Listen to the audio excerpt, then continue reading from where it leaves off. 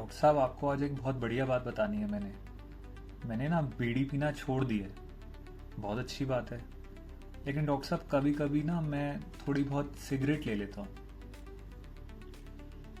एक और पेशेंट हैं ऐसे, वो कहते हैं डॉक्टर साहब मैंने ना सिगरेट और बीड़ी छोड़ दी है, अब मैं ना हुक्का या वेपिंग करता हूँ, वो तो ठीक ही होगा।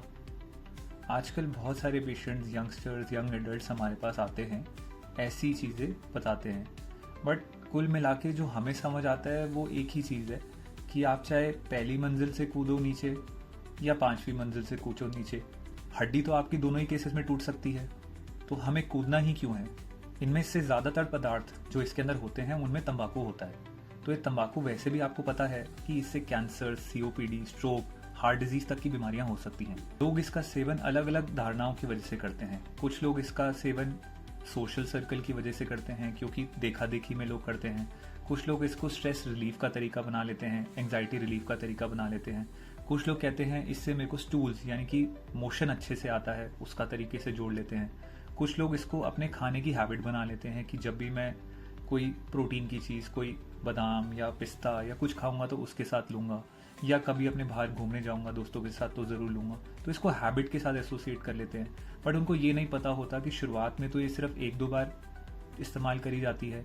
धीरे धीरे ये हैबिट इसलिए बन जाती है क्योंकि इसके अंदर निकोटीन होता है। वो आपके ब्रेन में डोपामीन को रिलीज़ करवाता है, आपको बहुत अच्छा महसूस करवा के आपकी एंग्जाइटी और आपके तेज़ दिमाग चलने की गति को शांत करता है। उस वजह से आपको एक अच्छी सी फीलिंग आती है। धीरे धीरे आपको इस फीलिंग की आदत लग जाती है और धीरे धीरे आपको उसी डोज पे असर नहीं आता। तो आप एक सिगरेट या एक तंबाकू पदार्थ के बजाय 2 इस्तेमाल करते हैं, 2 से 4, 6 से 10, 10 से 20, ये लगातार बढ़ते ही रहता है। और हम चाहे कितना भी हमारे अंदर मनोबल हो अपने आप को रोकने का, वो धीरे धीरे चीज़ बढ़ती। तो सर, इसका मतलब अगर मैं एक हानिकारक पदार्थ से दूसरे पदार्थ में जाता हूँ तो इसका मतलब कोई फ़ायदा नहीं है? नहीं, होता तो है इसमें कि कोई चीज़ बहुत ज़्यादा खतरनाक है, कोई चीज़ कम खतरनाक है, बट है तो वो खतरनाक ही। अगर मैं आपको ये चीज़ बोल दूँ कि वेपिंग, हुक्का और बीड़ी में ज़्यादा आपको सिगरेट स्मोक इनहेल करने पड़ती है, ज़्यादा ज़ोर से लेना पड़ता है, तो वो ज़्यादा हानिकारक है, और सिगरेट में फ़िल्टर होता है तो वो कम हानिकारक है, तो हानिकारक तो दोनों ही हैं।